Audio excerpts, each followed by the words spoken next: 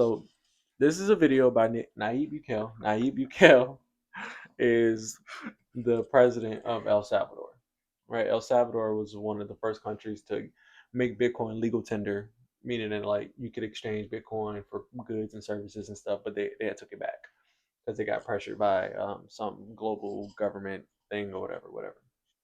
What is the I forget the organization, but it's they got pressured by America to basically by an organization that is primarily owned by the American government to stop saying Bitcoin is legal tender.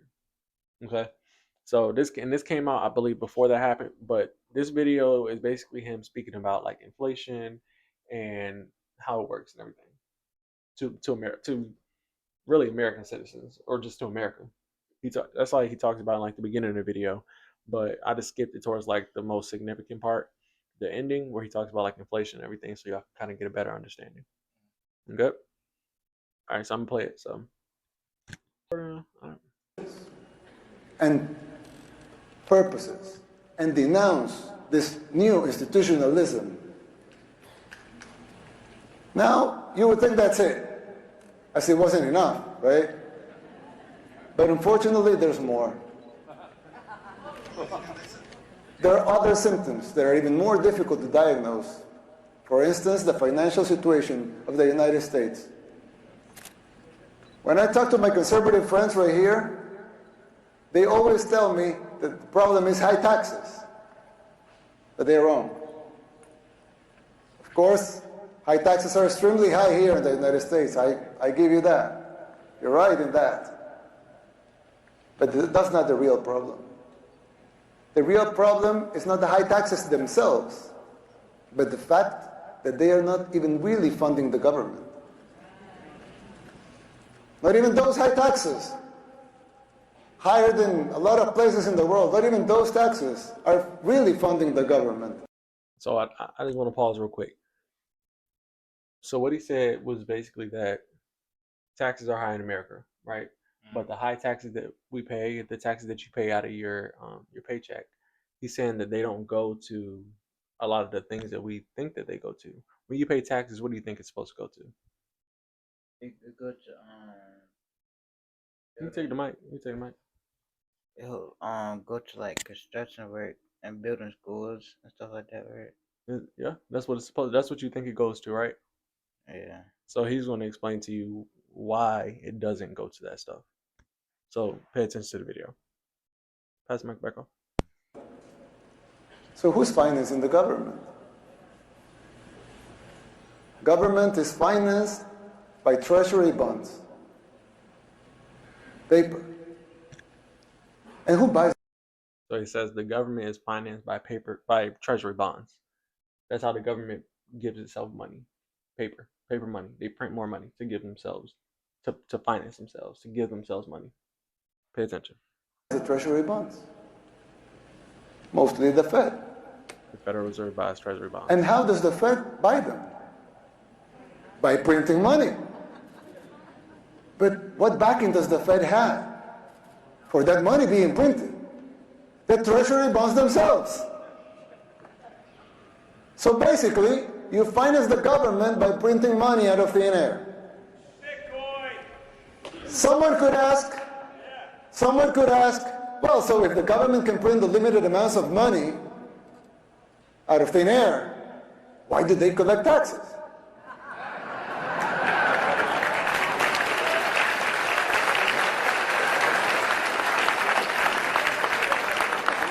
I mean, in theory, it would make sense, right? If they can print unlimited amounts of money, why would they need taxes for?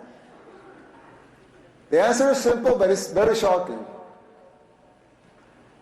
The real problem is that you pay high taxes only to uphold the illusion that you are funding the government, which you are not.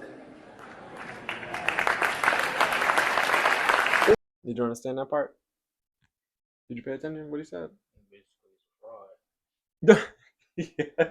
Say it in the mic again. Basically, it's a fraud How's it a fraud?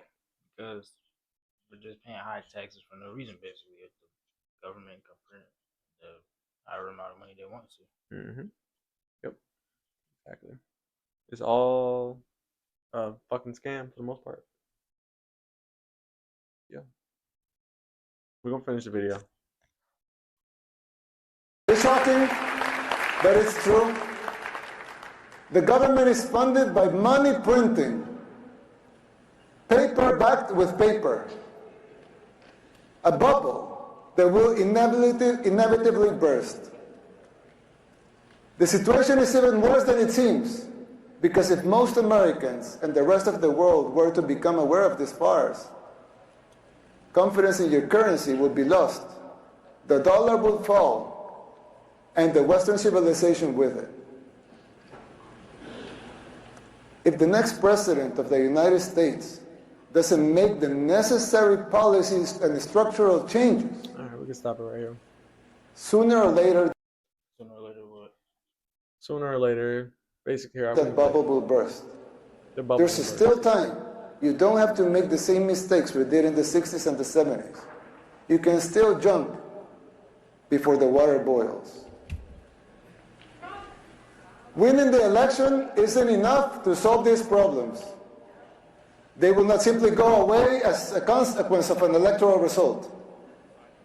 It would take a total re-engineering of the government, top to bottom. It will entail making difficult decisions, like the ones we made in El Salvador since 2019, and they're already paying off. It will be hard. The system will push back, but you have the right to determine your own fate. Yeah, I just wanted y'all to see the end of it because he's basically like explaining like just like how everything works, like how inflation. He literally just explained to you how inflation works, or at least how inflation works in terms of like the government printing more money. You know what I'm saying? Mm-hmm. That's literally all. It's just a cycle of them buying treasury bonds to stock themselves up. Hopefully, by the time y'all are my age, But all right, so back to Bitcoin though. okay, Would you say Bitcoin is a way to beat inflation? yeah, absolutely, yeah. It's a definite hedge against inflation. I mean, here, Because if one day Bitcoin becomes like a new thing, and you can spend it like his money at the store, like yeah, regular money at the store. yeah, You know what I'm saying? yeah, Then basically you would like if you bought enough to live off of it, mm-hmm. and it becomes like that in the future, where Yeah, you could just spend it like as regular money inside the store and stuff like that. yeah.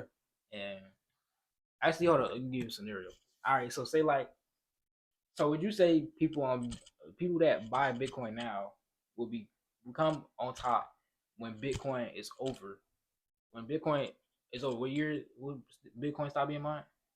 2140. 2140. Okay, now let's say the balloon pops and, Okay. and the world is going crazy. Okay. You think the people that bought Bitcoin will be fine?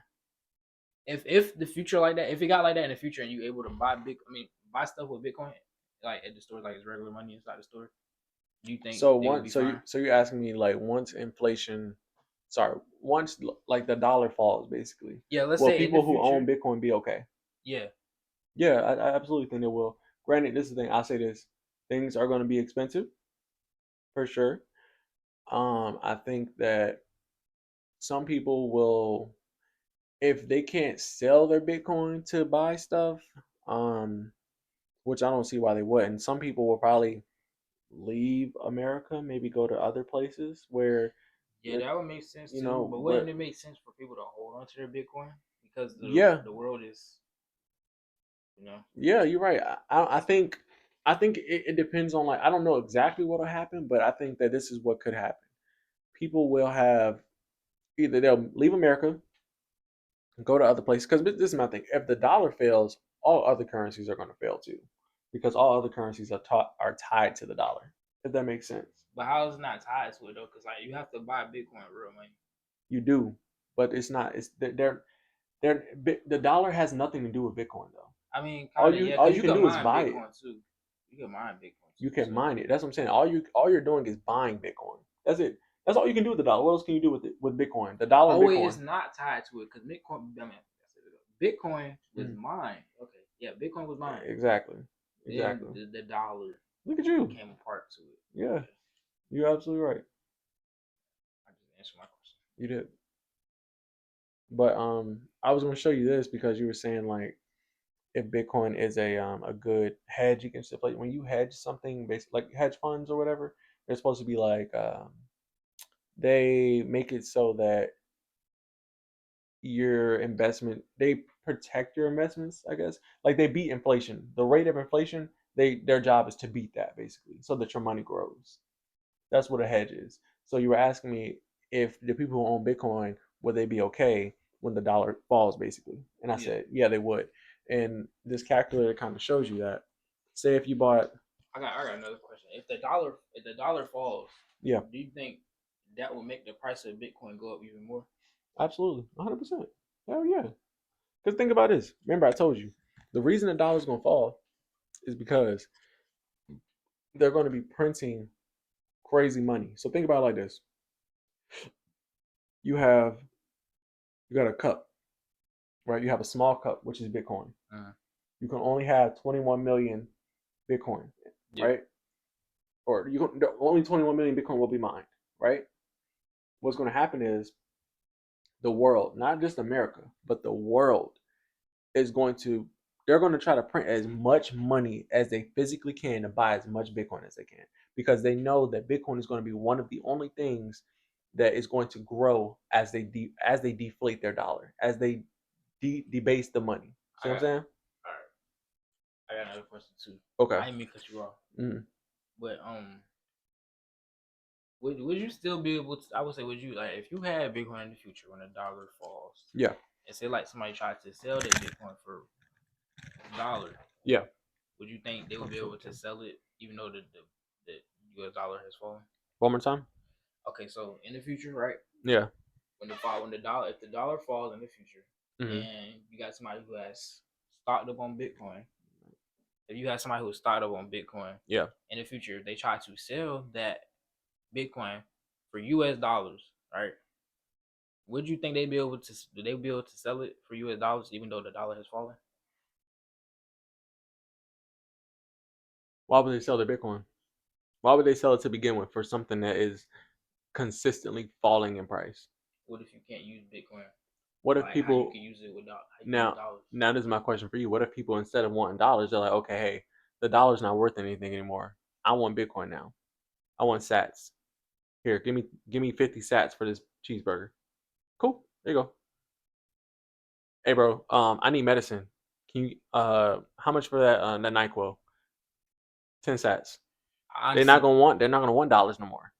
I They're gonna want honestly, Bitcoin. I You see honestly what I'm think saying? They're gonna want Bitcoin. I think it just depends on how the future turns out. To be Well, honest, how do you think it's gonna turn out?